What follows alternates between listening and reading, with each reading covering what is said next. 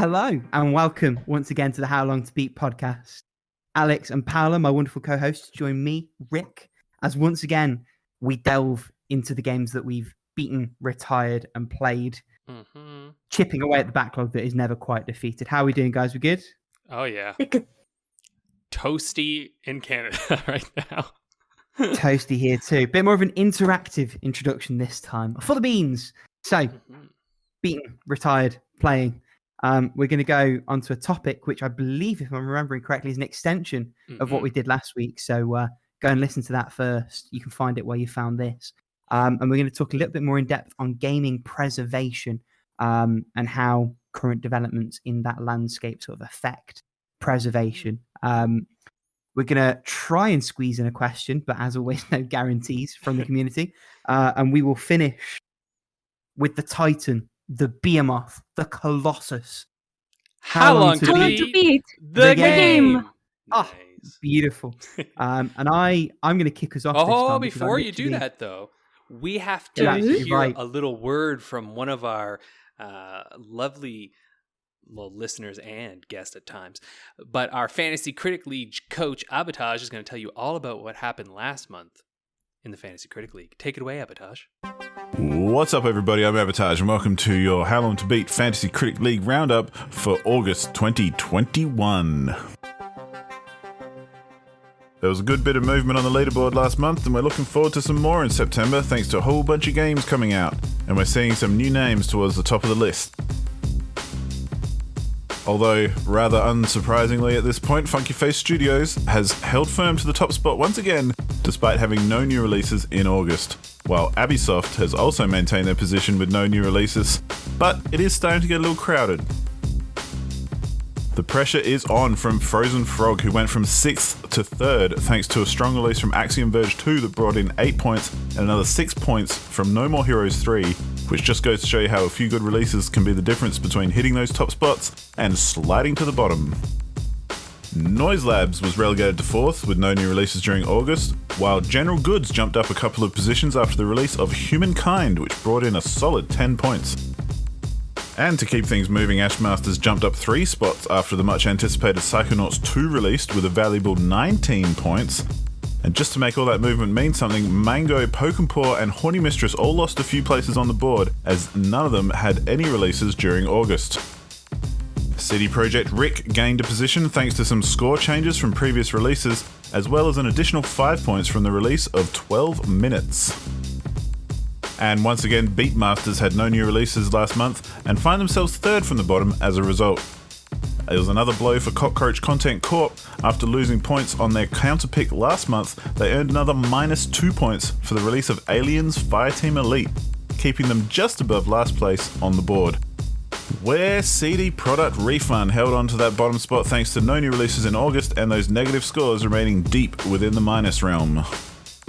While most publishers have managed to fill their rosters almost to the top, there's still plenty of room for some pickups to be made and some points to be had. During August, Funky Face Studios decided to min-max their lead and drop Open Roads in order to successfully acquire Eastwood for $6, leaving them with $28 left in their budget. While Ubisoft successfully acquired Origami 2 for $2, leaving them with $37 left in their budget. Frozen Frog picked up Melty Blood Type Illumina for $7, leaving them with $48 in their budget. Noise Labs dropped the delayed Nirvana Cyberpunk Bartender Action and successfully acquired Sonic Colors Ultimate for $10, leaving them with only $10 left in their budget. And I did mention it last month, but Pokepaw successfully acquired Boldo the Guardian Owls for $5 during August, which left them with $86 in their budget. So if there's anything to learn from this month, it's that there's still plenty of time to climb the leaderboard and even aim for that top spot. Now that more and more releases are bringing in points for their publishers, we can see just how quickly a good score can take you up or drop you back down. Let's hope the coming months will keep things interesting and make that number 1 spot seem a little more unstable. Good luck to everyone who has releases in September. See, what you see was I was trying to avoid from that is that No More Heroes slipped me up, as it was always going to. Yeah. But you're right, it wasn't like a runaway hit or anything, but it did well enough. Yeah. On balance, it lost me points. But there were some mixed bags. Game Rankings gave it like a 40, if I remember correctly. Like it did have some pretty poor scores, but on average, it came out really well. If it was like user ratings, I would be fucked because it got like an 89. Well, because this is the thing. Like, No More Heroes has its niche, right? Like it's like very much a niche game, and like if you enjoy the No More Heroes games, No More Heroes 3 is fantastic, right? But probably No More Heroes 3 isn't gonna like sell you on the franchise or anything like that. And this is what I banked on. I banked on some new reviewers coming to it, some quirks of it not sitting right with reviewers. If it released, which I actually didn't think it would, I was kind of screwed just from when it got the August release date. I was convinced it wouldn't come out, but that's the danger of the counterpick. Yeah. I mean, the flip side is you get an Alex counterpick. You get 20 points and you solidify your spot on that throne. Listen, it's not confirmed yet. But... No. But I'm doing good. I'm not counting my chickens before they hatch. But like what I will say, because it's not actually, I'm not that far ahead. Like I know it seems a lot, but it's not that far. It takes a couple real solid, like a couple 90s games, and people could overtake me. But which might happen at the end of this year. Like I'm looking at Everdread and Forza. Like I'm just saying, like that game usually does very well, and it's looking really good. So, but anyway, I mean, here's hoping it does. You're not counting your games before they release, if you will. There you go. Damn it! I'm just happy because like I'm just relieved because like Baldo wasn't doing good from what I heard because of the Bug City stuff. But Baldo's it got a 73. It got a 73 on Metacritic somehow. So on Metacritic at least for now. For now.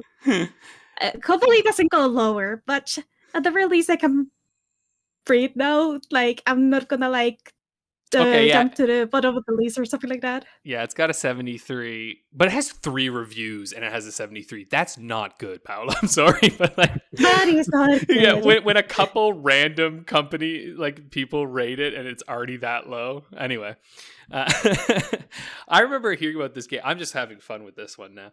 But my advice for anyone who wants to play Fantasy Critic next year, I highly recommend like research the like companies and the developers, because that's what I did for this game. I researched the developer and also the publisher, and I went, this publisher is trash. Like it's Nacon or whatever, and I was like, this is a safe counterpick bet. Like go for the one that is just a trash freaking company, and you're probably gonna be okay. But it does take a little bit of work. I have no life, so you know that's what I did. If you want to be lazy about it, that game had like one trailer and then it dropped, and the trailer didn't show you anything. That's always a bad sign. Yeah, absolutely. And the trailer looked rough. Like I remember looking at it and I was like, Take it from me, 4th from bottom on the leaderboard. Hopefully September brings something good to the table because I have 3 games on this month. So.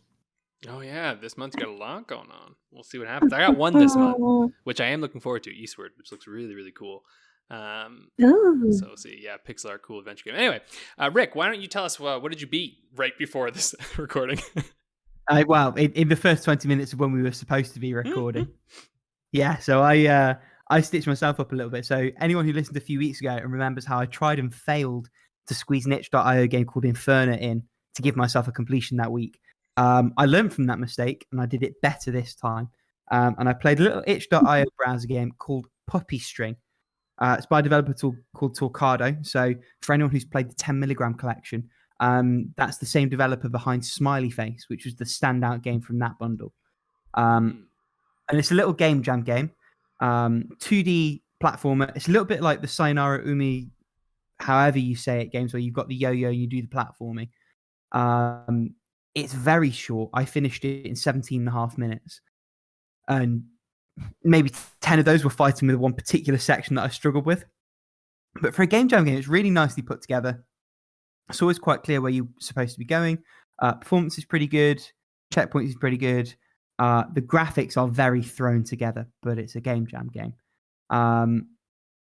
It's great fun to play. I gave it an 8 out of 10. I probably could have given it a 9. If you've got 15 minutes and you want to noodle about with something, you could do far, far worse. And what I will do once we finish this recording is I will put it on the HowLongtToBeat Podcast itch.io page, which I am still occasionally updating. So you can always check out there. And that is my one completion. It was really very much a squeeze. So one of you tell me about one of your more informed completions. May I? In fact, yes, I've played a bit of reky, so I am actually quite curious to hear what you think of it, having beaten it, Paula.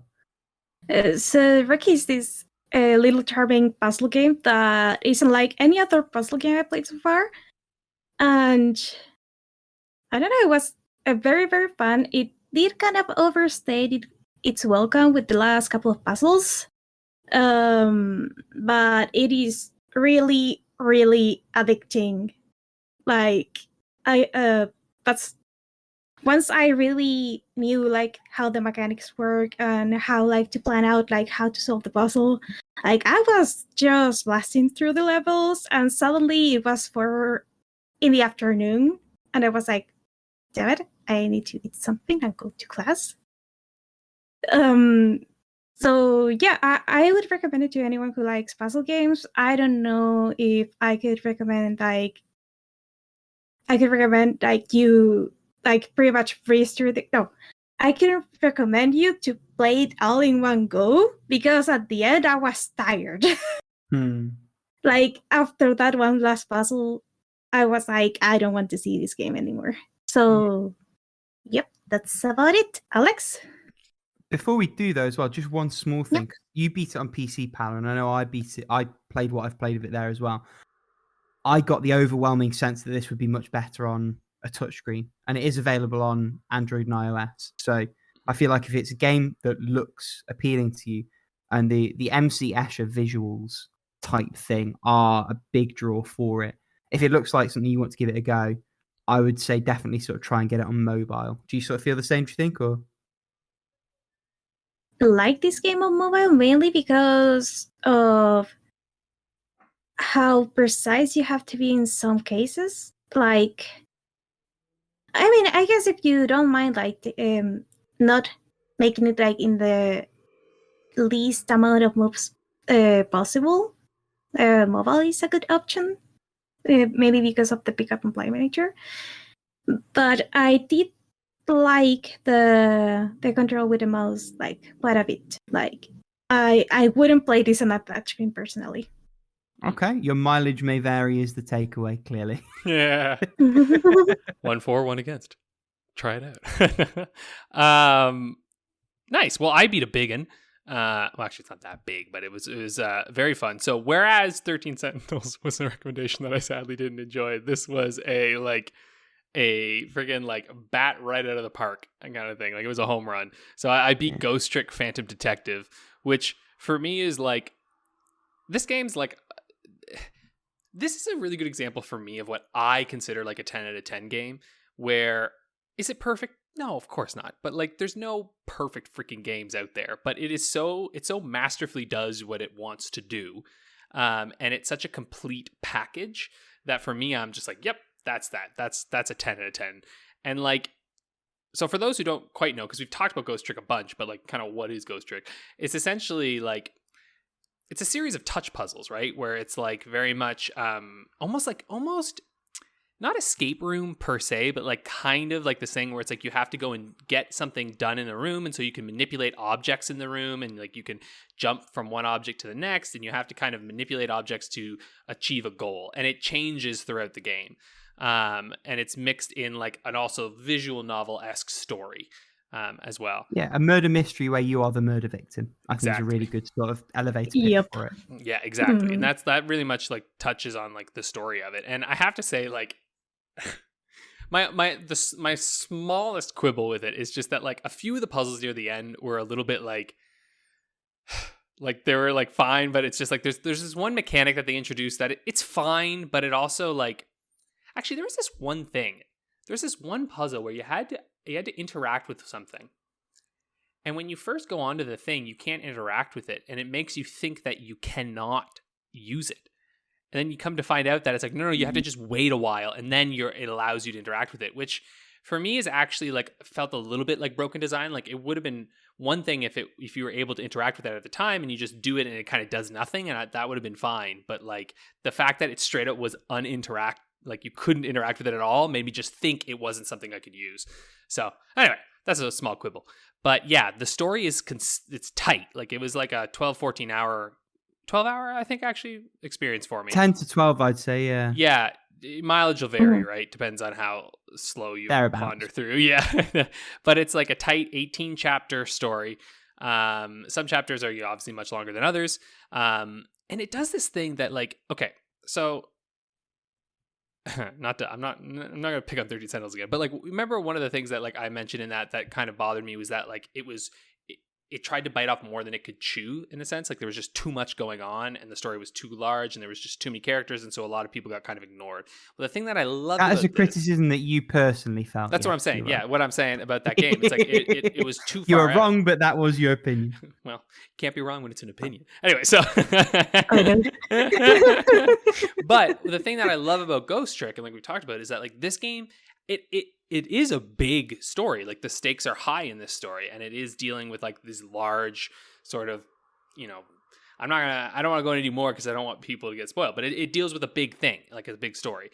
But it really focuses in on a select number of characters, and it really makes them like personalizes those people, and they feel like legitimate, interesting individuals that you grow to really care about. And it does so in like a natural way, to the point where I was actually like, I'm invested in knowing more about these characters, and I actually like care about the outcomes. It does like, there's like one thing at the very end that like trails on a little long where you're like, okay, I get it. Let's keep going. But it's really cute, so I didn't mind. I have to say, I'm shocked that you hadn't already played this, because this, thinking back on it, it feels like such a you game. It is. And to be fair, Paula's, because you hadn't played it either, had you, Paula? I thought you already had, but you haven't either. No, I'm just playing it now. But you gotta understand, and it's weird because it's a game that is so up both your alleys. It's by the Ace Attorney guy. Yeah. It's like a little DS puzzler thing with a story focus, with cute characters, with the cutest fucking dog in gaming. Oh, absolutely. It boggles my mind. Missile's the greatest. But the problem is that this game genuinely like did not exist here in North America. Like honestly, I never ever heard of this game ever until basically this year, honestly, or like maybe last year kind of thing. Like it just genuinely was like non-existent. There was never any marketing. I never saw anything for it when I was playing the DS. And remember, this comes from a guy who bought Ace Attorney when I was a fucking kid, first one on the DS, and still Ghost Trick like never saw it. Although Ace Attorney was one of the Touch Generation games, wasn't it? It got a bit of promo through Nintendo. Yes. The wrinkle with Ghost Trick, and there were quite a few amazing games on the DS that slipped under the radar just because the DS had a glut of games generally. And it was a period of time where I was reading magazines anyway, so games like Ghost Trick, Soul Bubbles, Infinite Space, Henry Hatsworth, all these other random little things. I had my finger on the pulse, as it were, but I do sort of appreciate that if you were even the slightest bit out of the loop, and with geographical differences being what they are, that a game like that could slip under. And clearly it slipped under for everyone because it's a game that is criminally underappreciated. Yeah. And it's like... Sorry, go ahead, Paula. Oh, that game in particular, when you first mentioned it, Rick, I went to the different like video game stores that I frequent, like to their online pages, and only one of them had the game like an actual page for the game, and it was sold out at the time because it was, and it kind of feels like it is like a 999 or Nonary game situation where it was like super niche here, but the thing is, the original Nonary game actually got a few more units cheap here when the sequels released. Yeah. And it was only like well known because of the sequel more than the base game, because the thing that I feel is that the DS wasn't really that popular here. Okay. Because I've in school, like I barely knew like any people who played video games at all. The couple of friends that did, like a couple had like PSP, and other friends have a 3DS, but I never met someone who played on the DS until later, like in life. Yeah. Do you think the multimedia aspect of the PSP was a factor in that? for your region specifically, because I can imagine a scenario where not only does it play games but also music, movies, all of those things where that might make sense. And obviously, they're both hacked wide open, so you can put whatever you want on it. Oh, yeah, but back in the day, I think the reason why the PSP was a little bit more popular was because not only it was easier to hack because the DS went like through hacking hell before like having like a sureware fire to play all the games you wanted. Mm-hmm. But also, is it just weird? Like the PSP was always like an emulation machine. Yes, yeah. I most of the emulation that I've ever played has been on a PSP. So yeah, 100%. I mean, just a slight aside, when we're doing the game of the month this month, we're having a little joke about it in the group chat we've got going. We're all going to be playing Oracle of Ages and Seasons a slightly different way. So Alex has got his Game Boy Color with Flashcart. Paula's got official emulation through the 3DS, and I'm going to be playing on a PSP game. So yeah, emulation's always been a thing on the PSP, and it's always been well optimized, which is kind of crazy. It's yeah, interesting because it's a not like it's the opposite here, right? Like the PSP no one had a PSP here. Like it was like it didn't do well at all in Canada, but the DS did amazingly. But also the problem with the DS is that it's not a problem, but it was just like the thing with the DS was that it was really popular, and now almost too popular. I know what you're saying. Yeah, yeah. If you go at the moment, like on like Kijiji and stuff, which is like our like local trading thing, or like Facebook Marketplace or whatever, you'll see DS games being sold, and it's like Pets with the Z or Bratz and like this Wreck-It Ralph or some random shit like these random fucking shovelware games that people are trying to offload for $1. Yeah.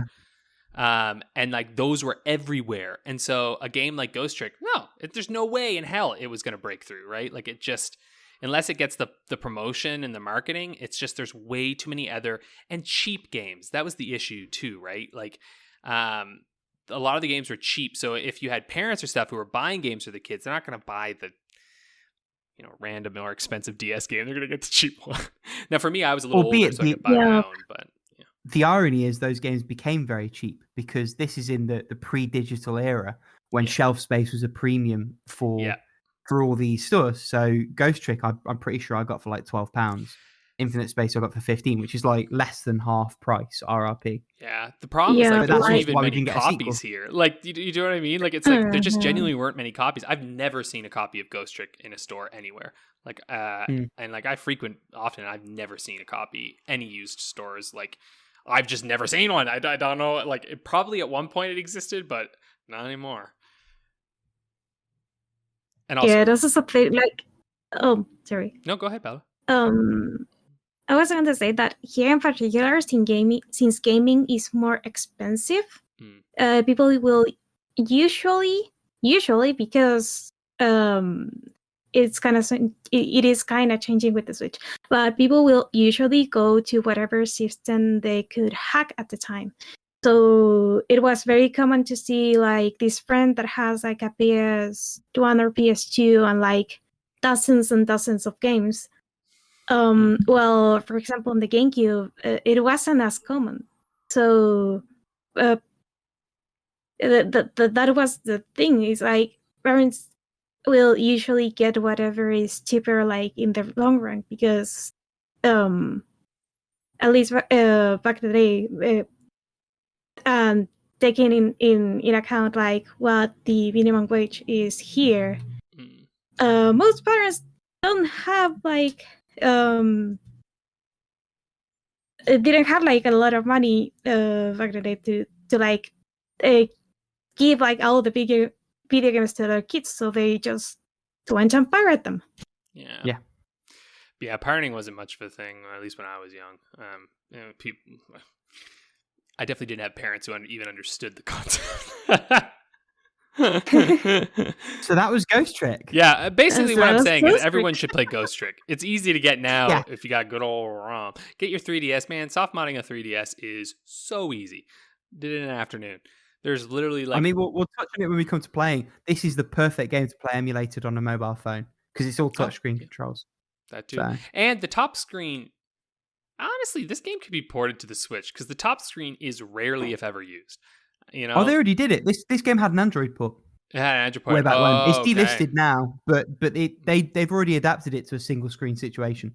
Okay. So. Yeah, it makes sense to me. Like, I see no reason. I'm surprised. This would be a great game to just, if they had the Android, just put on the Switch, make some money 100%. for it. Like, it would. 100%. Yeah. All right. Well, why don't we move along to Retired, which is once again Rick Tired's. So, what did you Rick Tired this week? Yeah. So this week I Rick Tired Silent Hill Book of Memories for the Vita, and I did foreshadow this last week. It's a game that I got for free on a hacked Vita. I had a noodle around with. I've got no attachment to the franchise anyway, so it's more of a curiosity than anything else for me. And I can see why this game sort of landed like a wet fish on release. It really is very milquetoast. Sort of brings the worst of both aspects that it combines, those being Silent Hill psychological horror and top-down sort of mystery dungeon-esque dungeon crawling, albeit not on a grid in like a free environment. It's just not very good, and it's not especially bad either, but that's almost worse because there's just no compulsion either way to continue with it. So that's 2 and a bit gigabytes that I've deleted, freed up on my hacked Vita. I won't think about this game ever again. Let's talk about what we're playing. Paula. Oh, I have a lot that I've been playing. Save me from myself because I've been playing like 5 games at a time. So Breath of the Wild, just Kirk hunting. I think I'm past the 100 mark with the Kirk seeds. So yay! Only 800 more. Oh, mother of God! Why? Anyway. I'm also playing Amnesia later on the Vita, and last week I finished Uki's route, and now I'm going through like a particular character that is like kind of interesting because in Amnesia Memories, I said that you had like these different worlds where the protagonist could just jump into and like try to fit in and try to recover the memories from that world. The thing is, not only her relationships with the different people are different depending on the world, so you can't really like use the knowledge from one world onto the next. But also there's this particular character that is the manager from the cafeteria the character works at. And he has a different personality in every single route. And it's actually like, I feel like it's like the favorite side character from this game, at least from what I've seen in the fandom. So I just did like the little new world stuff, and I jumped into this Wakasan world thing. And you can select like which version of the character, like on which world you want to land. And I'm like, well, okay. I'm not even mad. That's amazing. So I really don't know like what to expect at all from here, because this character wasn't like was a side character in the original game. This character is different in every single route, and I don't know what else to say about this game. It's just, well, I guess it is a thing, and I'm happy for it. It sure is a game. It sure is a game. What about, have you done any more in Shadows of Valentia? Oh, yep. This game has pretty much taken over my life, mainly because it's like the most easy. It is the easier game I have to pick up and play a couple of battles and then like leave be for a couple of days or a couple of hours. So I'm on Act 4 or Chapter 4 of the game, and the story is pretty much like reaching its climax, but I'm pretty much done with like one side of the story, because I said like you have like 2 armies to control. I'm pretty much done with Celica's story. Like, I have this final battle, but I went and train up my units to have them like be as strong as they can be. So on Celica's army, pretty much all my characters are like I guess like the max tier class they can be.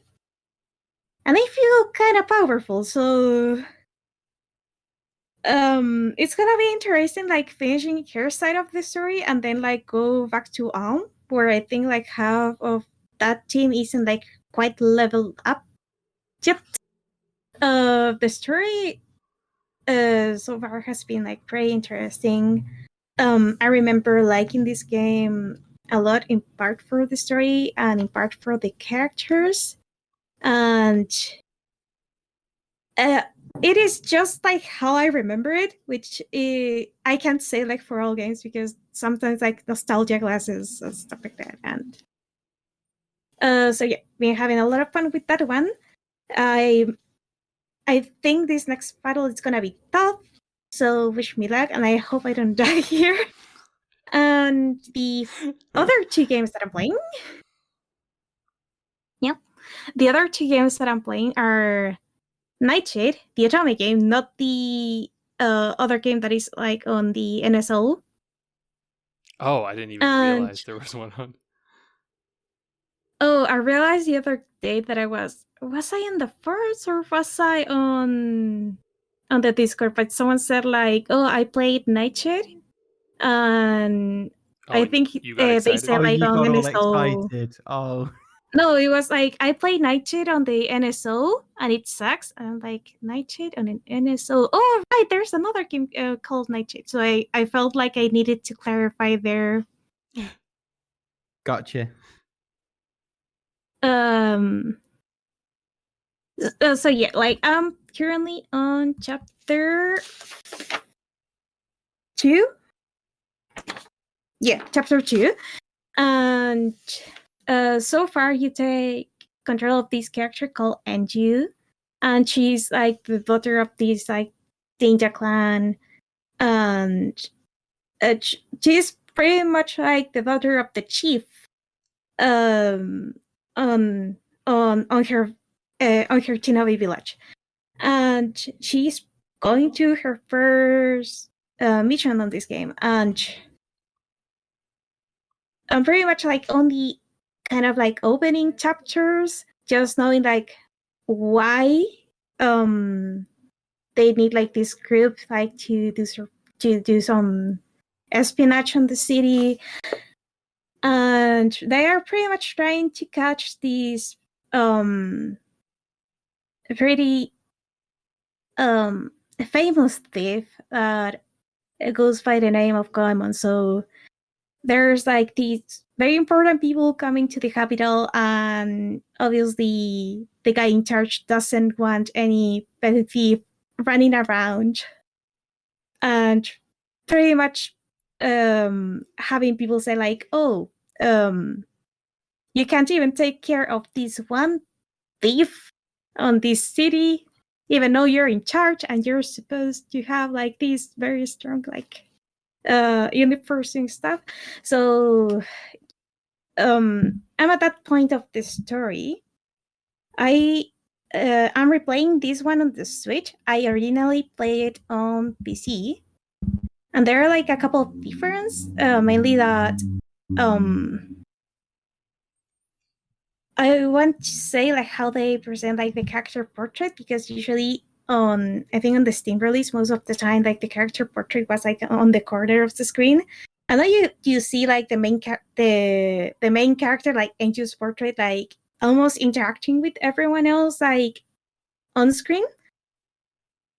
And what I've heard, that's the other difference, is that the Switch version has like whatever DLC came out for the Steam version.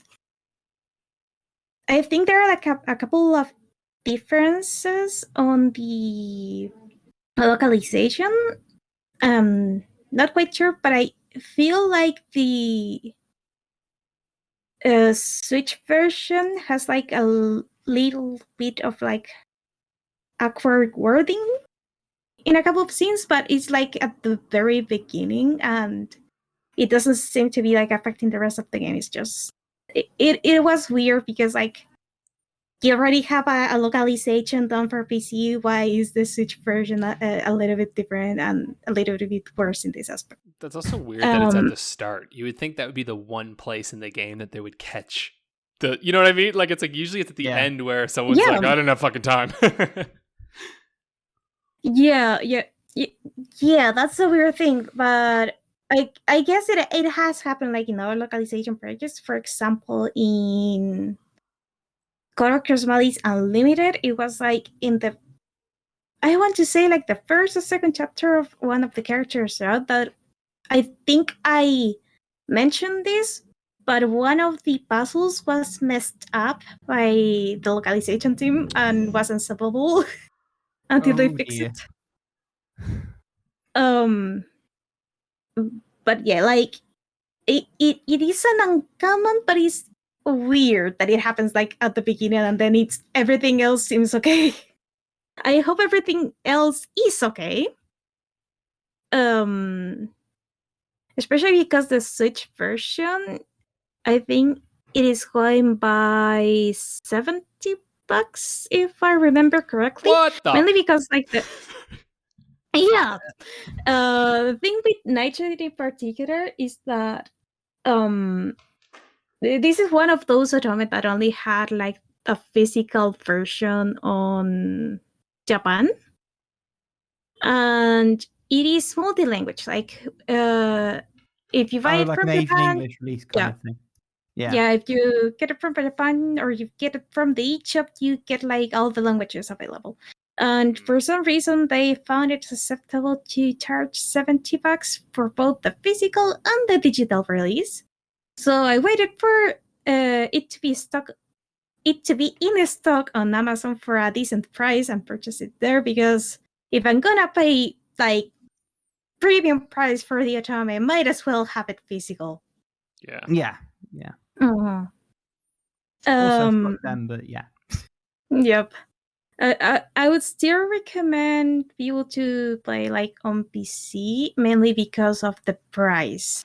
And finally, Ghost Trick, Phantom Detective. So pretty much like I finished chapter 1. I haven't touched the game since, but the thing with Ghost Trick is that it has a certain familiarity because of, well, it's a certain team.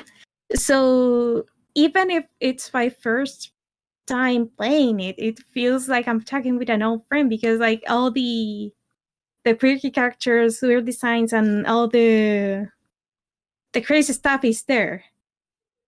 So I finished the first level. I'm pretty happy with it. So I'm gonna keep playing, hopefully for next week.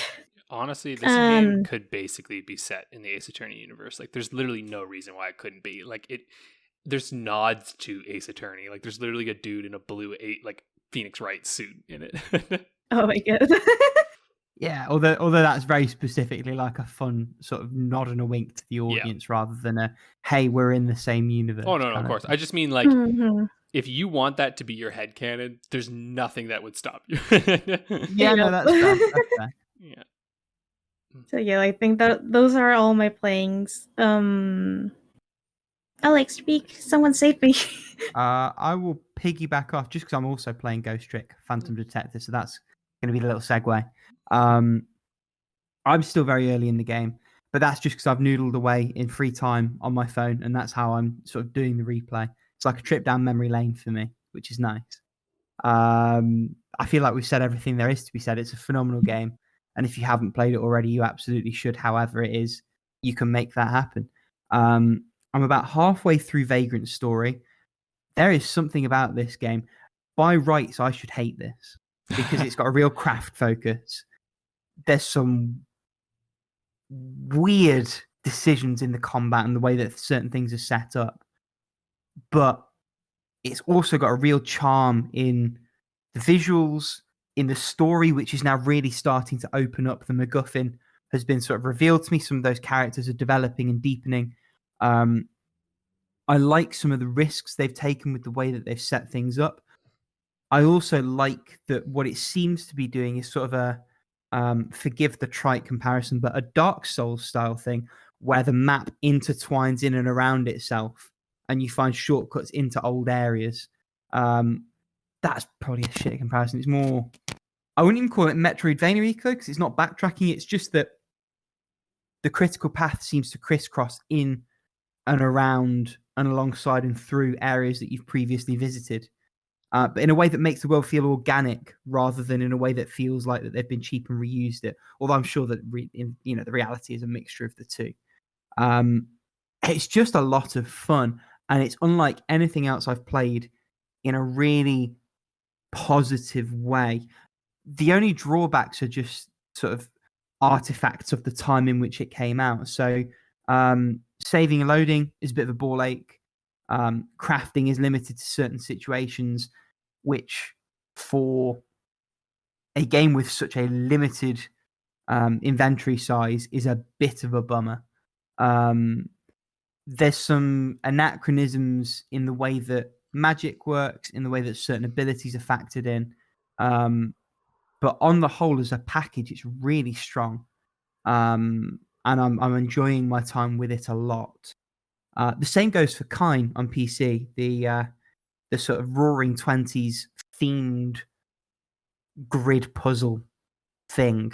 The puzzles are starting to ramp up in difficulty a little bit, but I haven't found myself frustrated yet. And I think that really is just the aesthetic elevating what gameplay is there. There's a real sense of joy.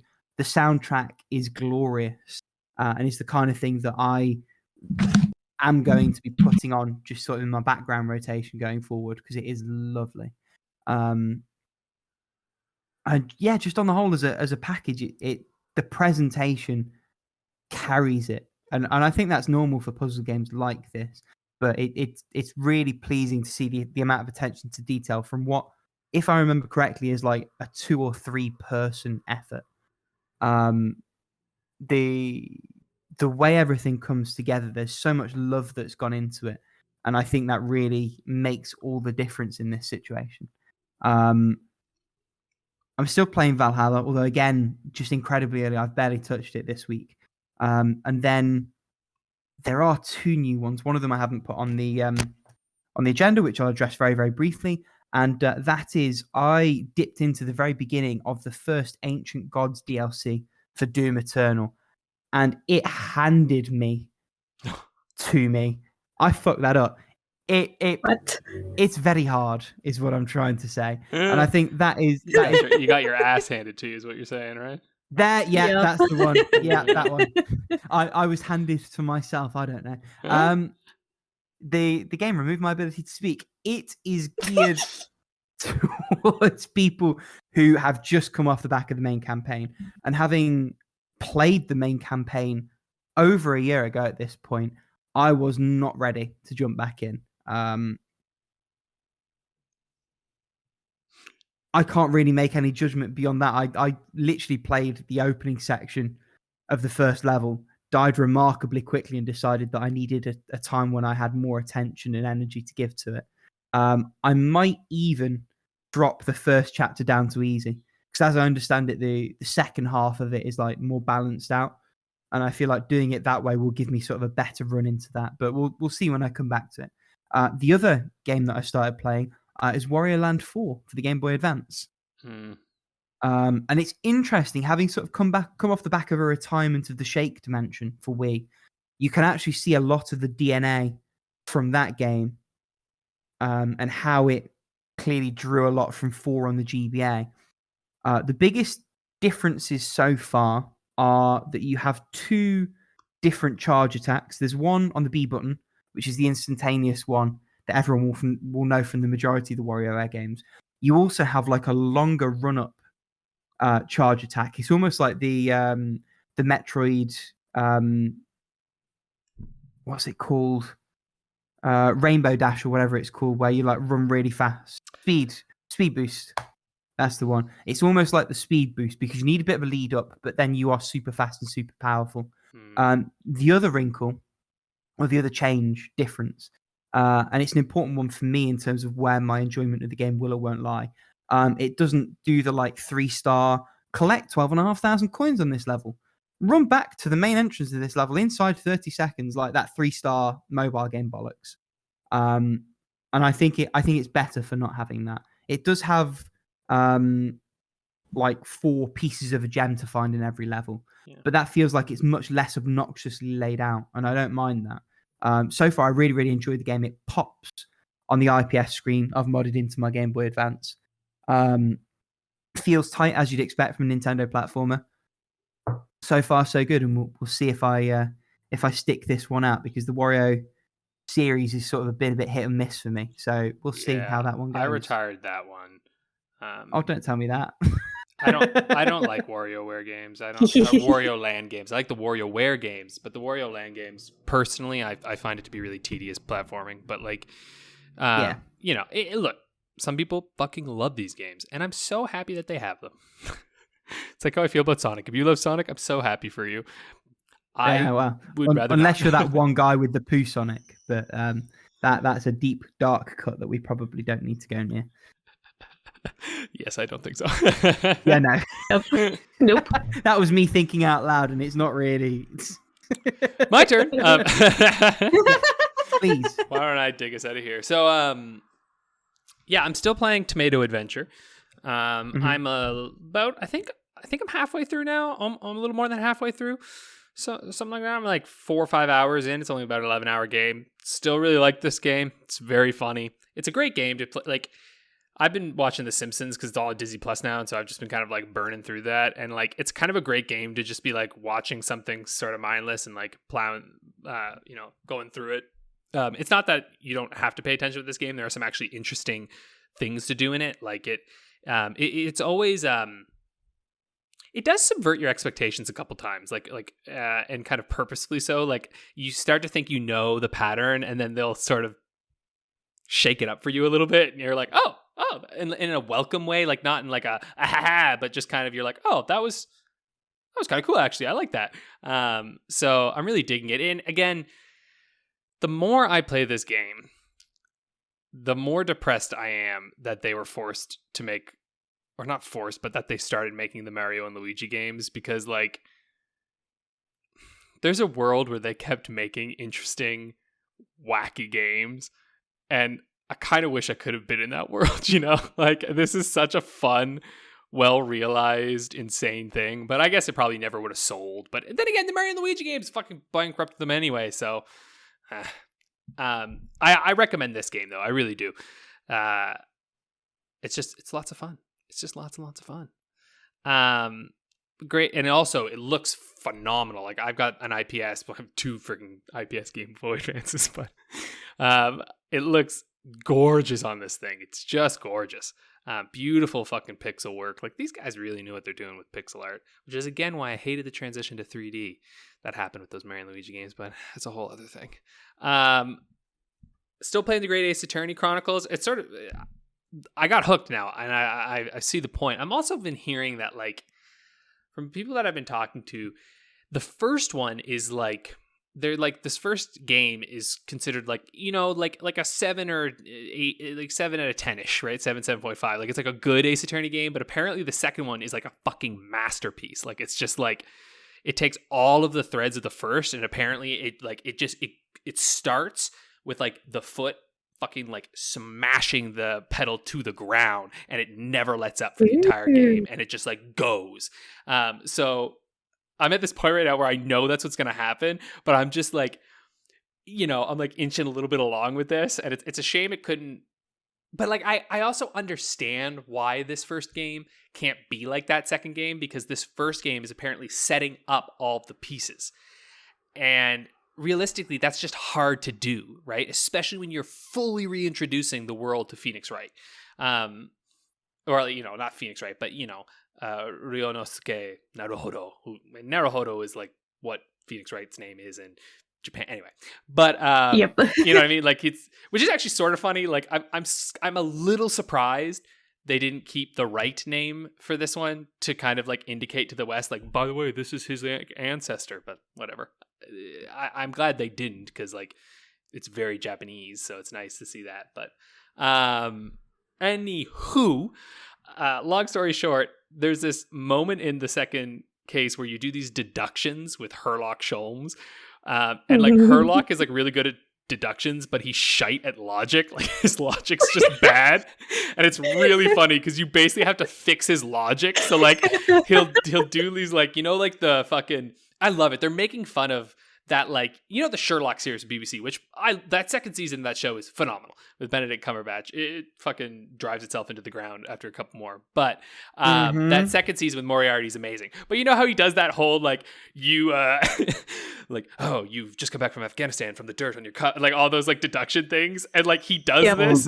Yeah, he does this in the game, but it's so fucking wrong, and it's awesome. Like he's like looking at you, and he's like, you must be Russian because this guy was like released recently. And he got on here and like, you're this Japanese kid who's like, I'm obviously not Russian. And like, it's really great. And like, he's just like terrible. And like, he's an idiot, but like also kind of smart because he can actually do, like, he has actual really good powers of observation. Like he does notice things. He just notices all the wrong shit. So like you basically have to do these things in the investigation segments where you have to fix his deductions and like find what he's actually noticing.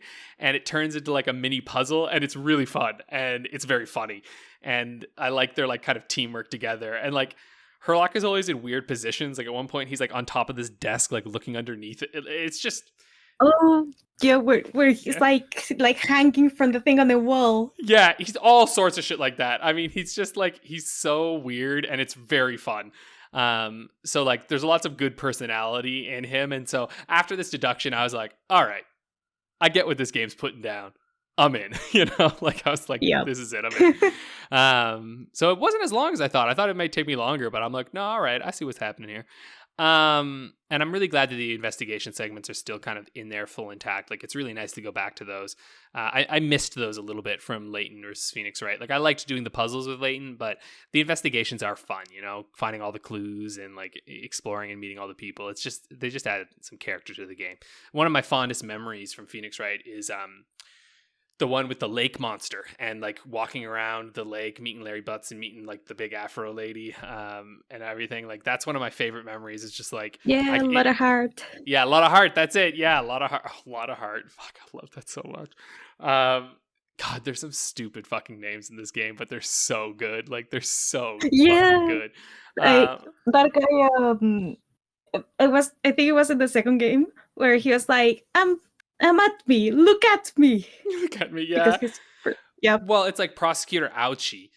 His name is Al Chi, and like so it's just really good, right? Because like there's like Prosecutor Payne in the first one. Yeah, and he's all like, I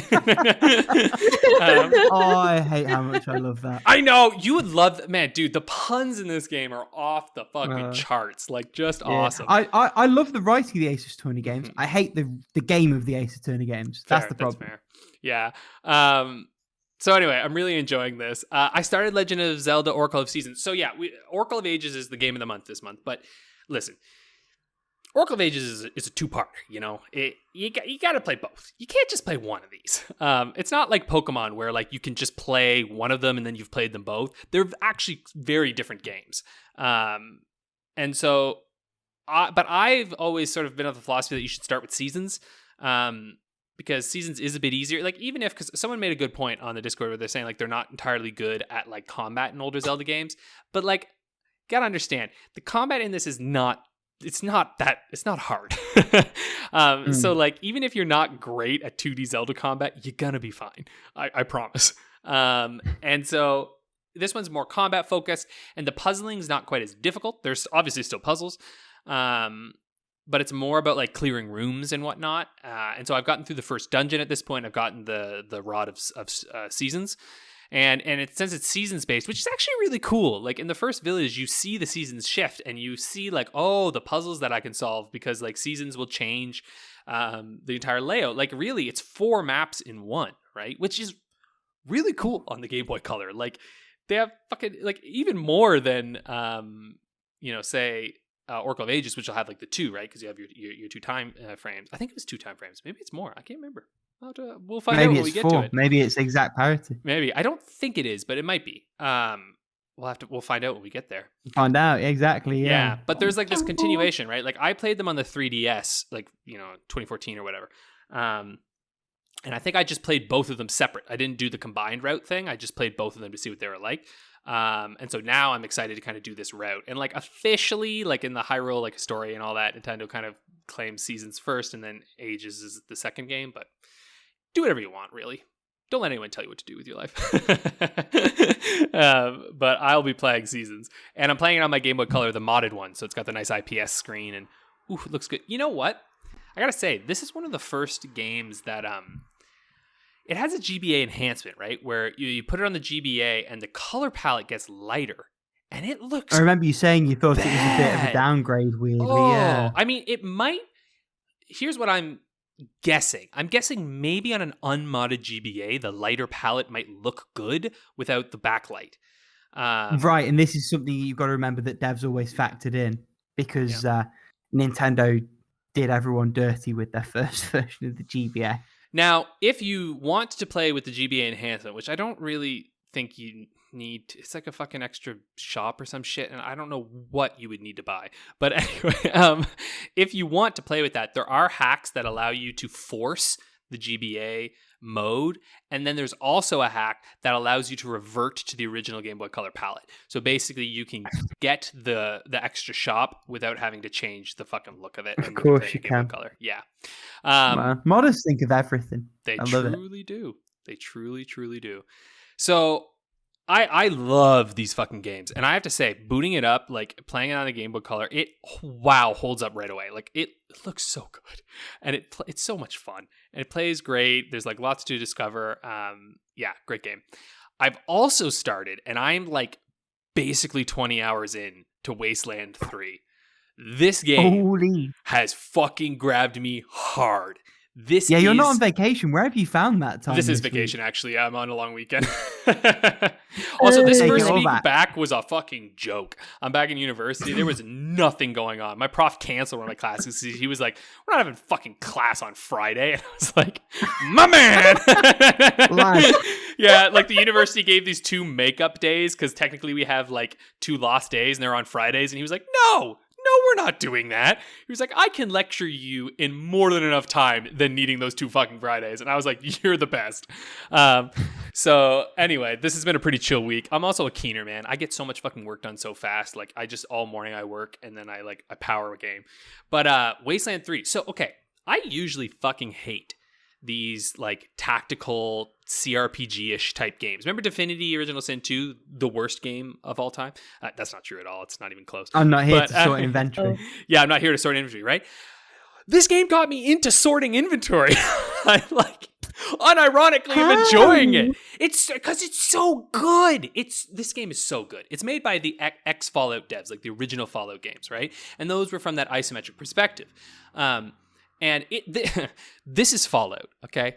This is Fallout in the best ways possible. And I don't even know where to start. I have so much I want to say about Wasteland 3. I don't know where to start. So I never played the other Wasteland games. This connects to those games a little bit. You hear things, but you don't have to fucking play those games. The first one has a remastered version. I'm pretty sure it's rough to play now because this is pretty old at this point. The second one probably holds up a bit more, but I was like, I'm not interested. I want to jump in where the getting's good. And the getting is good in Wasteland 3. So essentially you're playing as these rangers, right? And you've gone from Arizona and you're coming into Colorado. And so basically, there was an apocalypse, right? Ages ago, nuclear war. And it's like, I think it's like 100 years or so after the apocalypse has occurred. And Colorado is like broken up into these factions, but it's a very lived world. Like there are allegiances in this world. And you're coming to basically like your team, the Rangers, was essentially decimated in Arizona, I guess. I think it's something to do with the earlier games.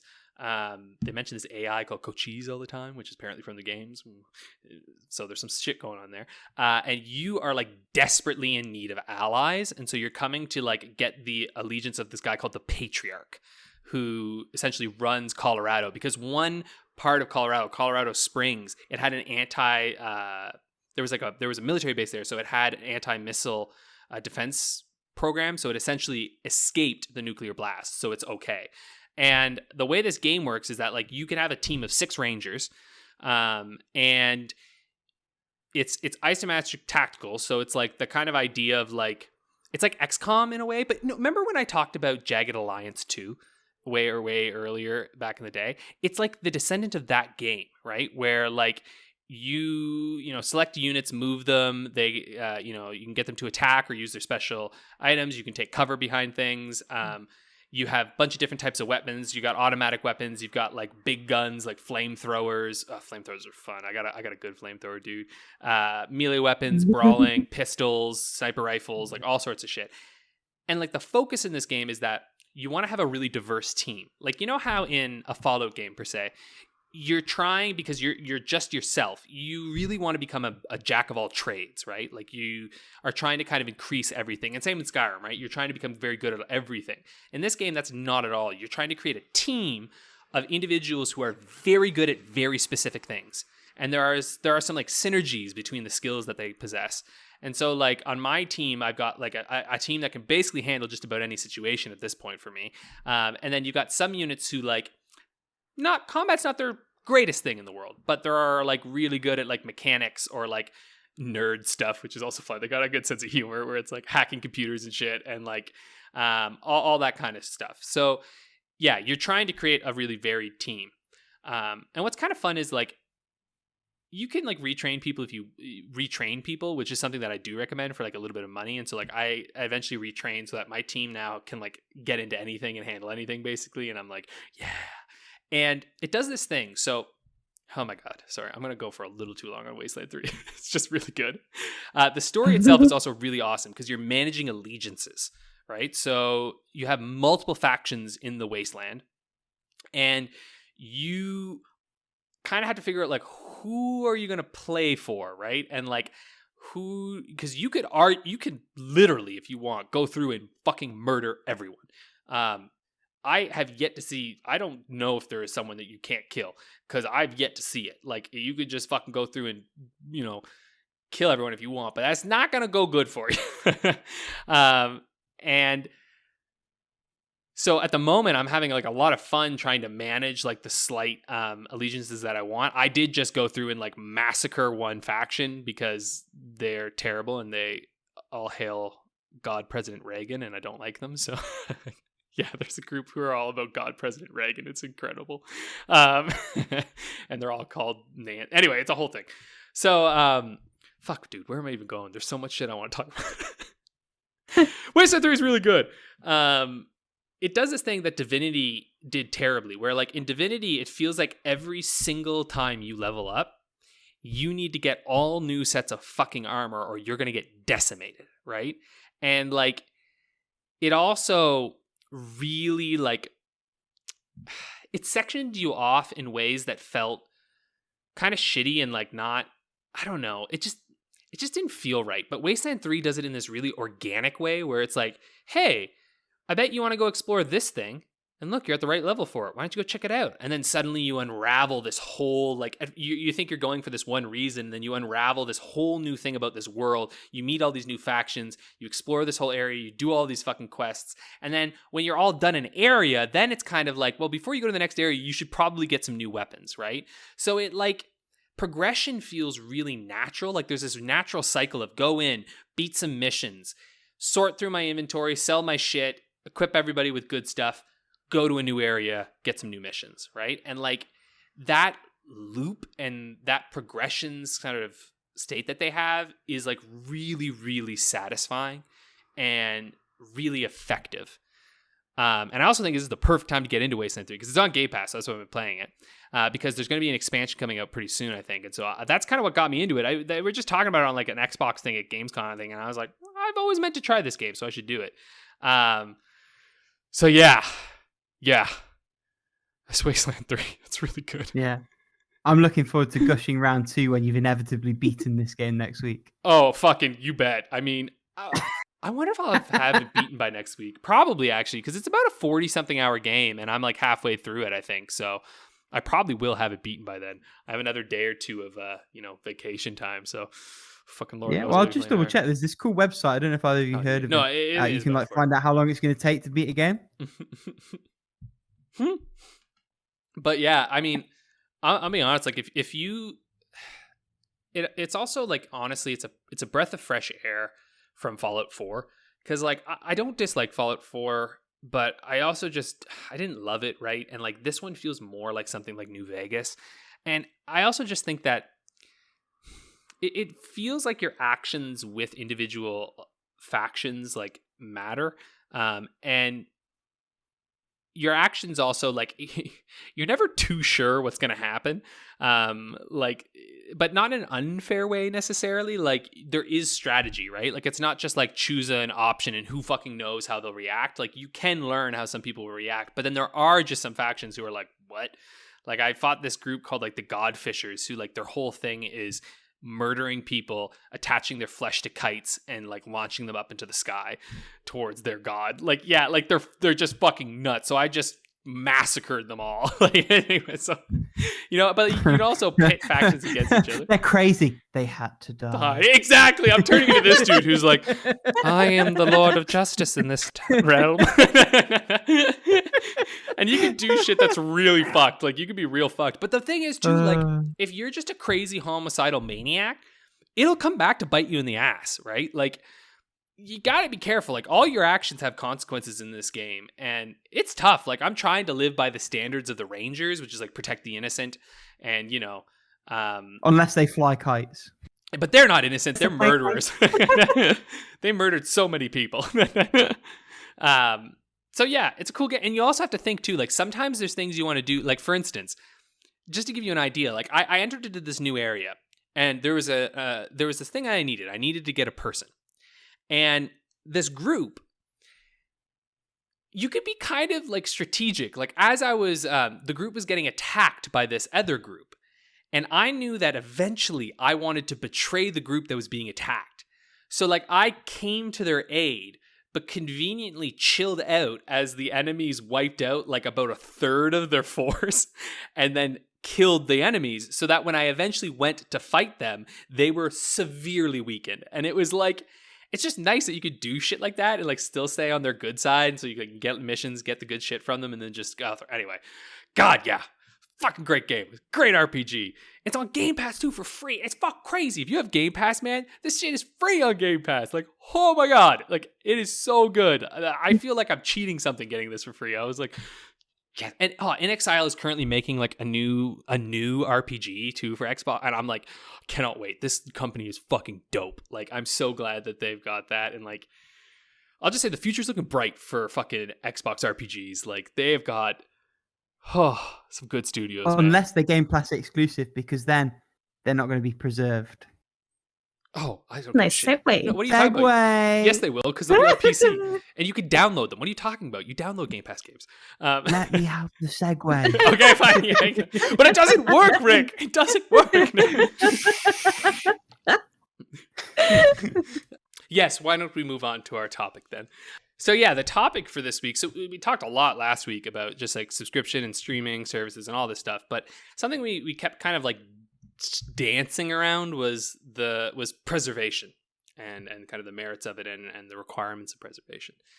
I think I have a slight hot take on this, but I think I know what that hot take is already. I feel like we should take this slightly out of the order that we've got it in the show notes and just touch on what preservation really is. First of all, and I think this is an interesting thing that's sort of unique to gaming. So when you talk about preserving a piece of art or a movie or something of prehistory, generally being able to see what that thing was is enough. Mm-hmm. If there's a copy of a video or a picture of a painting, that's preservation, because you have 99% of that experience in that digital asset. With games, so much of what needs to be preserved is the act of playing it. And so what's important for games is that you actually have like all of that source code. Even, a ROM is fine, but ideally you have like all of the source not only stored somewhere, but stored somewhere that people can continue to access it. Mm-hmm. Because, it's all good having it in a vault somewhere. But, if people can't play it and experience what it was like, that's preservation with no purpose. Mm-hmm. And I think that's what makes preservation of games such a thorny thing, because what you're essentially asking in the act of preservation is that a company whose sole purpose is profit do something which is highly unprofitable, which is let you keep playing the old shit instead of buying the new shit. And I think that's why preservation has been so much the preserve of pirates. The irony of that is when it comes full circle and you have Nintendo listing a pirated ROM of Super Mario Brothers on the Switch Online service. But that's somewhat beyond the scope of this conversation. The point, I suppose, when you come around about to preservation is that preservation is something that really, even if there are benefits for a publisher, whether that's selling it themselves later, having it as an additional source of revenue, whether that's allowing for the continued appeal of the brand. Mario didn't come out of a vacuum. Mario came, to continue that example, from the original works and that extension. It's the same as Mickey Mouse and Steamboat Willie. But it's also why, and this ties into the conversation we had last week, games that are going to be exclusive to streaming, and we have already had those games, are at such danger. Because when you're streaming a game, what you're essentially doing is having a video feed of that brought back to you. At no point do you have full access to the game files. Ergo, at no point are you able to, as an end user, create a copy, preserve that game beyond the footage of someone else playing it, which isn't true preservation for this medium. So, like I said, this has already happened. Like, I forget the name of the game. It wasn't an especially important or influential or otherwise significant game. But there have been games on Stadia that were Stadia exclusive. Yeah, there was 4 you cannot download that game. Stadia. Except one. One was okay. Super Bomberman Online, I think, was one that was pretty good, apparently. But this is the interesting thing. The quality's besides the point. Like, there is a value to preserving Bubsy 3D, because that is a moment in gaming history of a transition from 2D to 3D and how some people blew it. And that's important for the medium. In the same way that the room's important for the medium. It doesn't have to be good to be significant and of value. But that's the point. Unless you have someone valiant at the developer level or at the stream provider level, you don't get to keep that game. And I remember seeing a clip from a GDC conference talk, someone talking about preservation, and he said to all the people in the room, the last game that you shipped, how confident are you that if I asked for them right now, you'd be able to give me like a copy of the source code? Anyone at your company. And like 2 hands went up. And that's terrifying, because those are the people that made the games haven't necessarily secured it. So, what hope do we have in a situation where pirates have that door sort of shut on them? And I think this is probably the segue or the perfect jumping in point for your hot take, Alex, which I'm going to kneecap and say is that preservation you don't think isn't very important. It's not that I don't think it's important. I think there's a level, like a degree to which, like, I understand what you're saying, where like historically there are things that are valuable in and of itself, but I think for games as a medium, and I think for art forms as a medium, preservation is not as important as people put it off to be, because there's a big downside to preservation that I feel we don't really hit on very often. And I'm coming from the side of theater. So, I mean, easily, question for you both. What's one of the oldest plays you know? Or even playwrights that you know? Okay, I feel like the obvious answer is Shakespeare, but it definitely goes further back correct. than that. Yes, that's good. Oh, yeah, it goes further back. There's some fucking Greek shit. But Shakespeare. In Canada, Shakespearean plays get produced every single year. Many of them every single year. And they are fucking garbage. They're garbage. They're absolute trash. And they're done every year. And there's a full industry of creating old plays. And Shakespeare was amazing. Like, don't get me wrong. That fucking playwright was brilliant. And that was a man who took old shit, rewrote it himself, changed it up, made it relevant for his day and age. And now we've preserved it and we do recreations that are artistically boring and flabby. And so for me, the thing that really bothers me about preservation is that I think you're right. It is important. Preservation is good to know through it, but there is the question of what do we do with what we preserve? And the reverence for what we preserve is a dangerous, terrible thing. I think it creates artistic stagnancy, right? Because you also questions, what are we preserving? And in general, like, games are getting a little bit better, I guess, but at the same time, we often theater is another example there, right? It's like we preserved this one thing, so that's what has like influenced us. And so when I look at preservation nowadays, it's like, yeah, we're preserving everything, but at the same time, it doesn't even really matter because it's like what people are playing is what people are looking at, right? So I don't know. For me, like at the end of the day, there are days where I wish we just forget a lot of this shit that came before, and that we would just move the fuck on, you know? Like I'm like, no, I don't want to see another play like this. And also, artists require the ability to experiment without having something to come back and haunt them forever. You know what I mean? Like, yeah, I get that. I yeah, I get that. Right? Like, yeah. Bless his soul to whoever made Bubsy 3 because well, I mean, it was Sony Bend. They're still going. I know, right? And so that's fine, but it's like, and again, and also to say, like, just because, for instance, like the need to experiment obviously doesn't mean we should never preserve things, right? Like, because like that would be silly as well. And also it's not feasible. Like things will be preserved. But I also just think that like, yeah, I don't know. We need to. I personally feel a little bit like if the artist wants it preserved, cool.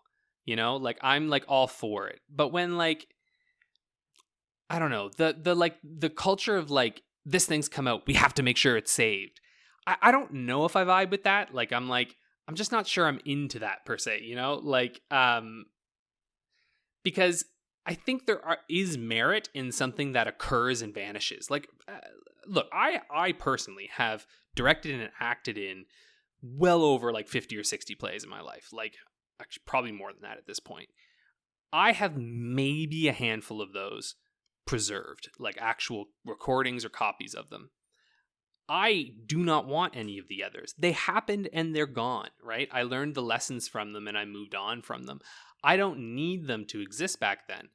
And I know theater is a different medium, you know, it's different and all that, but like, yeah, I don't know, you know? But at the same time, I do know what you're saying because I've watched recordings of older plays to learn lessons from them.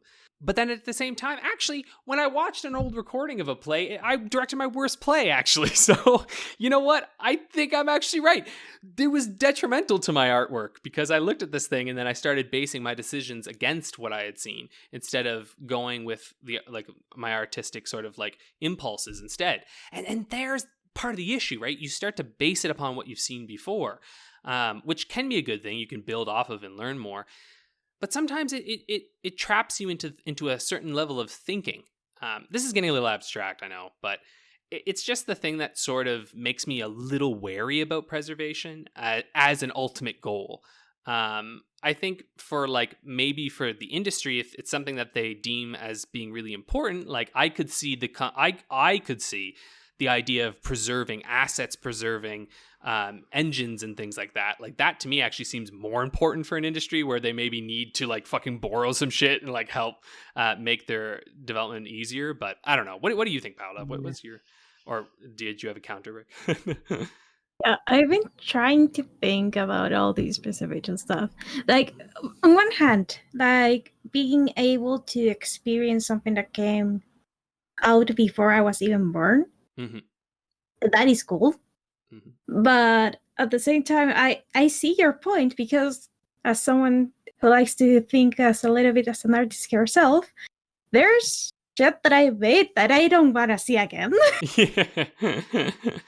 So the weird thing about video games is that not only like on what system it is on or like what game mechanics, story writing, all that stuff all that is like on the cartridge or the disc can be preserved. But if you, for example, if you emulate a game, you don't get the same feeling like playing on the original hardware. Like maybe some of the problems that game had was because of, I don't know, clunky control button placement or something like that. So there's a lot of that context that is lost to like the new game developer that wants to learn like why something flopped or why something succeeded. On the other hand, it is a very difficult thing to talk about because even like with, for example, Final Fantasy, the original Final Fantasy, it is abstract as shit. You have like barely any indication of where to go next. It is pretty much try and error. Like on the original Legend of Zelda, like, how the fuck am I supposed to know which bomb to bomb, which wall to bomb, or which bush to burn, other than try and error? Like for example, on the Final Fantasy remake for the PSP, not only tells you where to go next, it makes sure it makes extra sure you know. Like at the start of the game, everyone is telling you to go north to the point that it gets annoying. And with my boyfriend, we actually memed about it, and it is a meme for us like up to this day. So even when you, for example, when you remake a game, you may have the story intact, or like the overall feel of the game intact in the sense of where everything is. But the gameplay is it is pretty much an entirely different game with the same story. Like even if you preserve like, hey, this is where Final Fantasy started, you didn't exactly preserve, hey, this is where Final Fantasy started. So it is like a very weird in the sense that like we like to say like we like to preserve games. And we generally do our best, like, at least you two, I know that probably like try to. Sorry, at least Alex, I know, tries to play like an original hardware, like with the Game Boy and Game Boy Advance mods and stuff like that.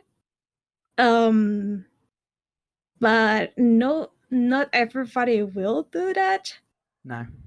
Yeah, very few. And yep. Sorry, go on. So yeah, like even if we preserve the software, it is very difficult like to preserve like the experience itself. Like we have people like talking like how each game like shaped the industry in a way, or what they did right or what they did wrong. I kind of feel that I would like people to have access to the software, like to have like a little bit more understanding of what whoever is teaching them, why this game is so and so. But at the same time, you have like new generations that don't give a shit about the older games. So what can I say? So I want to jump on two things you said there. First, just as an aside, I think like hardware preservation is just a dead end. Like there will always be enthusiasts for it. I think it's cool that people do it. It's just not realistic, and I think you don't lose all that much in preserving broadly the experience, even if it's different buttons, different whatever. There's the odd exception, so there's like arcadey bits and random stuff that people do try and preserve, and I think that's cool. I don't think it's crucial. The other thing is I think it's super interesting for both of your perspectives where they sort of intersect with the death of the artist debate sort of thing, because I do not consider myself a creative in the slightest. I'm kind of musical. I'm not remotely artistic, so I don't think of it in the sense that this is something I've done. I never want to think about it again. I never want to see it again. It was a moment in time. I agree there's a beauty in that. I find that interesting and compelling. But I don't think it obviates the idea of that being accessible. And obviously there's a limit to what you can preserve. You'll never preserve anything. Ultimately, the heat death of the universe means we can't preserve anything ever. But that's an abstraction, really. But I think it is important for people beyond the original creators to have those things to be accessible for future generations. One of my favorite bands ever fucking hate their first 2 albums, refuse to play any of them on tour ever again. And it's like, if you still love it, that's cool. We don't ever want to play it again. We don't want to think about it. Yeah. The fact that music is still available, still for sale, still whatever, means that when I go and see their live shows, cool, I'm not going to hear those tracks, whatever. But those tracks are on tape, and I can still go back and listen to them and still love listening to them. I think that tracks, no one's made Chrono Trigger again. When the publishers tried, they fucking made abominations with horrible tile sets. I wonder where we've heard that recently. Yeah. Anyway. That actually makes me think too, though, like, and I think there's an argument to be made too that if there is something notable or noteworthy about a game, someone will preserve it, right? Like, this is the thing that we've noticed is like some of our the greatest games out there, people, they just do. You know what I mean? Like, it's like one of these things where like someone takes it and then they preserve it. And I know it doesn't like feel good to necessarily rely on that, but like it's kind of what happens, like they seek it out, they find a way. But does it? You look at Metropolis, that's sort of ish preserved. So many early movies are lost. And the only reason that things are preserved at the moment is because they can be. And this is where it intersects with the conversation we had last week. If something's being streamed, it could be incredible. Maybe gameplay footage is saved. Maybe millions of op-eds are archived in the web archive forever. But, unless someone intrepid on that dev team makes a point of setting it to a side, and this all assumes that it's developed in such a way that the streaming isn't integral to that game code running, which could be obviated, but it's another challenge. Yeah. It's all well and good to say, if it's good enough, someone will preserve it, because that's. But it's not even generally necessarily if it's good enough. It's just noteworthy enough. Noteworthy, yeah. Like The Room, right? That's exactly yeah. No, I know, but I just want to be clear on that. I just want to be clear on my side of it. That's all. But I also okay. So yeah.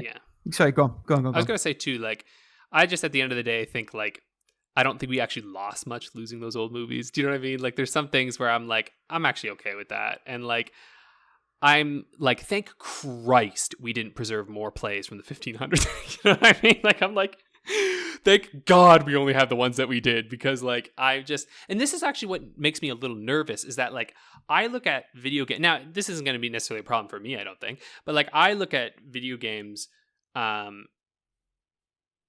look at theater, and I think theater is this 1,000-year-old tradition, like thousands of years old tradition, right? And more specifically, the theatrical tradition of Canada and North America and Britain is much younger than that, right? Like, arguably, like, it's a little, a few hundred years probably before Shakespeare, and then like Shakespeare is kind of like that sort of point, and then it moves on from there. And so that's like kind of that tradition, for better or worse. And looking at that, like, you can see patterns of what happens in these artworks, right? Whereas they respond to older things or they take them on and grow them. And so I fear of a time that is, and realistically, it won't be our problem. It's probably hundreds of years away, wherein I question like what ends up happening in that time. Like, are we just starting to repeat and recreate the games of old, and, which we already kind of do, like we like remake all of these games, and like, oh God, like movies do this all the time too, like the remake and recycle. And it's a concern that is beyond preservation for me, but preservation is part of it, where it's like, oh, remember that movie? Let's remake that one. Like A Star is Born, like 6 fucking times. And I just, you know what I mean? Like, part of me is just like, it's impossible. We can never just forget these things, but I do sort of wish that someone would conveniently lose the copy and go, oh, sorry, we don't have it anymore. Guess you just kind of have to make it yourself and make something new. You know what I mean? But although where preservation is an interesting one, where people try and do a shitty remake, you always have the better version. You're not stuck with whatever the latest thing they churned out is. Another interesting thing, it occurs to me that there's maybe an analogy to be drawn. You talked about Shakespeare and all the lackluster to put it kindly, reinterpretations of those plays. So bad. Whether there's a comparison to be made there between, Mario Brothers and all the various ROM hacks that exist of Mario Brothers. Yeah, but I mean, the ROM hacks are fun things that people make, whereas the Shakespearean stuff is the full professional industry. Do you know what I mean? Like that's what scares me. Yeah. It's like to become a professional actor in Canada and in America and in Great Britain, you have to go through like a Shakespearean unit essentially and learn how to act in that style, which is crazy. Like that dude was like revolutionary for his time, like made things that were relevant, and now we're doing shit and they don't matter, and like people say like, oh, it's relevant to our time, and I was like, or you could just make a play that's relevant to our time. But like making art is hard, it's fucking hard, and it's easier to cash in on shit that was done before. And so, and we see this in video games too. This is just what happens, right? And I get it.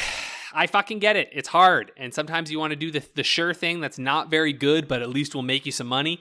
So anyway, we're going to get to the point now where I'm just going to start talking about capitalism. So we have I was going to say, we could talk about this all day. And hey, maybe in a future episode we will. For now, we probably should call it here. Yeah. What do you think, listeners at home? Let us know in the comments down below. And hey, while you're there, why don't you smash that like button?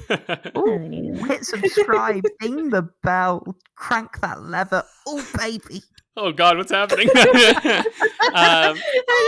Should we skip the listener question this week? Because I feel like...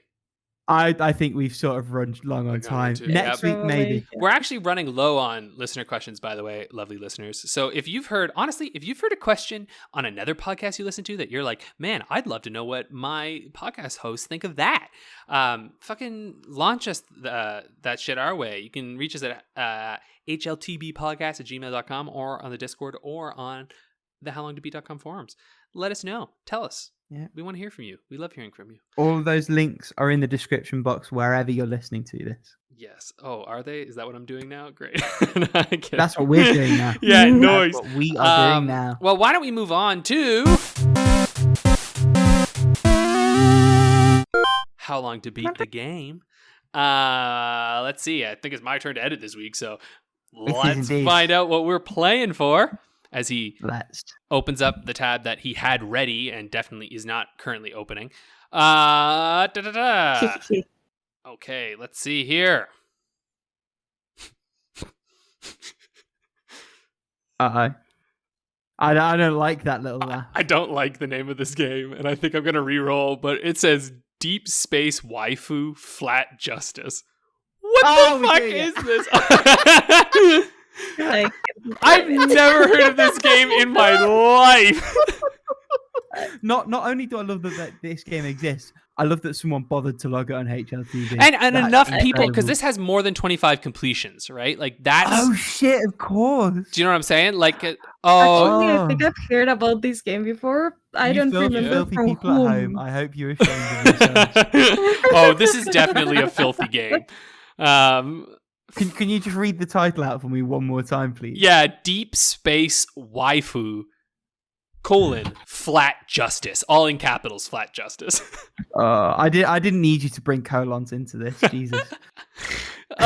Jesus Christ. I wonder what... Okay, I'm going to look at Steam. Like, what's the... A Google tells me that Deep Space Waifu is a franchise with multiple entries. Yeah, I can't even get it on Steam right now because it's saying, oops, you need to be logged in for this. Because obviously it's not friendly for work. Let's see. I should have known that. Deep Space Waifu. From that one, yeah, I know where I heard about this game from. I don't remember the name of the YouTuber, but this YouTuber was making like a video about like trash waifu games or something like that. Mm-hmm. And this was like one of them. Yeah, so it's called in the description I found a strip 'em up. Hold on, can you repeat that? I had sounds. Sorry, can you just repeat a strip 'em up, so like a shmup, but with stripping. Strip 'em up. Oh my god. Yeah, like if I find the video, if I remember which video it is, I'm gonna like just send it to you, like so you laugh at how bad it is. But it is like it's just like imagine like a space shoot 'em up about you one of the things you can shoot is clothes. The I thing love that's always this. baffled me, and this is sorry. Go on. No, one of the top review on here, like the first one that I saw, most helpful. It says literally the best game on Steam. I recommend it if you want to lose even the last bit of dignity you have left. The reviews on these games are always wild. But like, Yep. who buys this game that isn't aware that Google exists? Do you know what I mean? Like, I don't get it. Yeah. To be fair, I Like- quite enjoyed undressing anime girls with one hand mode. Yikes. Oh my god. Right, times. What do we think?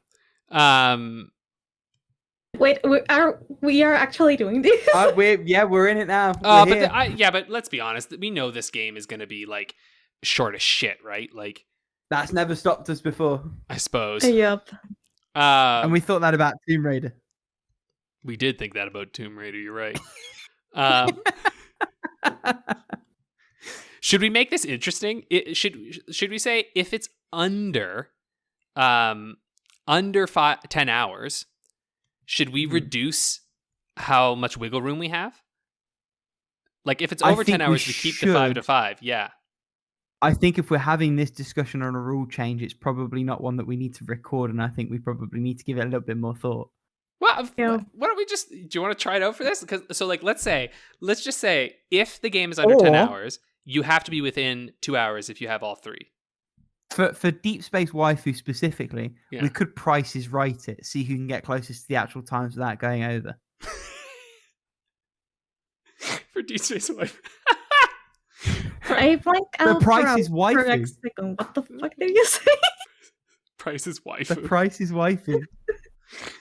So, I mean- Paula, little bit of context. There's a TV show called The Price is Right. It started in Britain with our Lord and Savior Bruce Forsyth.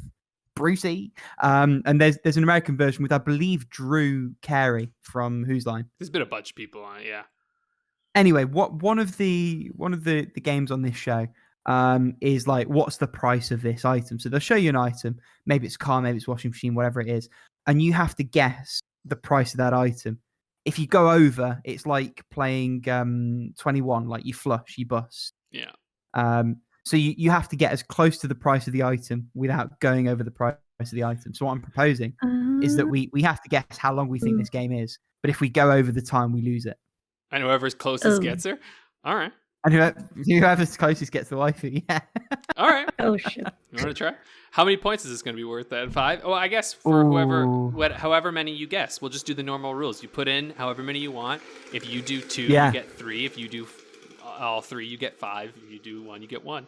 Let's do it. Because we know this game is under 10 hours. I mean, for the love of God, it's got to be under 10 hours. It depends how long it takes you to finish. It's a 2.29 CAD You've missed the game. double entendre there. Yeah. You've massively missed the double entendre there. I hate your Rick. I fucking hate you. Fuck, I got it now. God damn it. All right. Oh, what does this red button does? Oh, man. All right, what do we think, folks? I'm going to say 1 hour, 1.5 hours, 1.5 hours. I'm going to go 1.5 hours, 2 hours, and 2 hours. I don't think the times are much different. I'm gonna say 45 minutes, 1 hour, 1.5 hours. Actually, maybe it's too much. Maybe it's too much.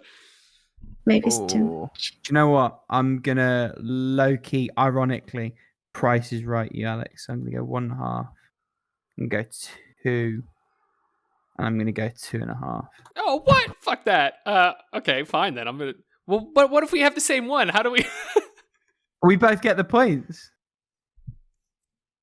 Oh, so you're gonna do like either you both win or you both lose? Yes, I'm playing tactically now. God damn it. All right. Oh, I see. I want Paula that gets Switch it all. OLED edition that we've all agreed is being bought for whoever gets the 100 points first. Wait, let me. That's totally a thing that we did. Sure That's it is. totally a thing that we did. Let me change a thing here. Okay. Do I want to do? Do I want to change a thing or do I not want to change a thing? No, just gonna leave it like that. Yeah. Okay. So 45 minutes, 1.5 hours. 1.5. And Rick and I have 1.5 hours, 2 hours, 2.5 hours for this one. All right. Are you ready? No, but I don't go feel good about ahead. this Let's at see if all. someone blew their load on this game. All right, here we go. Stop it. With a 72% rating. Come on, Alex. Can't stop, won't stop. Oh, boy. So, main story, 1.5 hours. Okay. Main plus extras, 2 hours. Okay. Completionist, 2.5 hours. Rick and Alex in the house. Well, we all get 5 points, right? I think so, yeah. Or did we say whoever was closest? Well, I think it's more, no, just if you go way over, you don't get it. Paula's in. Oh. Yeah. I feel like, given the subject matter, I feel like we should all get 5 points. Yes, I think so. Yeah. We're not gonna screw Paula out on this one. Yeah. It was at least more fun than just putting 555. Everybody. Exactly. Yeah. So Rick got an 84. You're on 82, Alex. 8-2. And Paula's on 75. 75. Yeah, I think we should do that. If we think it's gonna be like below 10 hours, we should try and like do something fun with that. I think would be a thing, because we never know if it will be, but it's like if it ends up being under 10, you know, like implement something. What we could even do is I don't know how we do it for the person who's revealing the time, but if we did like a Price is Right for each one, and there's like a point on the line, but it's hard enough on as each it individual we need to go over. Yeah, we'll have a chat about it when we're not recording. We'll work something out. Well, if anyone has cases. ideas, let us know, because it'd be neat if we had the rules where it's just like the normal rules, and then if the game ends up being under 10 hours, it's like a new set of rules kick in, you know? That would be cool, actually. Yeah. Let's crowdsource this shit. Let us know what we should be doing. Yeah, because right now the standings are 84 points for Rick, 82 for Alex, and 75 for Paula. Paula's creeping on up. We're all pretty close. Only like 1 or 2 podcasts away from potential shifts up. Yeah. So these scores are tight. Oh, they're so tight. Yeah. Oh, Jesus Christ.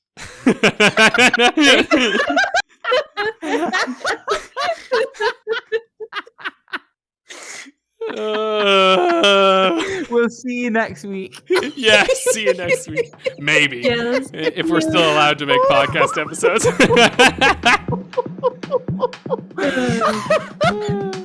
Maybe we must Everybody go eliminate one of the hosts. Yeah, oh my god. Toodaloos, folks. Don't get lost with your Deep Space waifus. Bye. Wow. Wow. That was the best and worst of our Oh, podcast.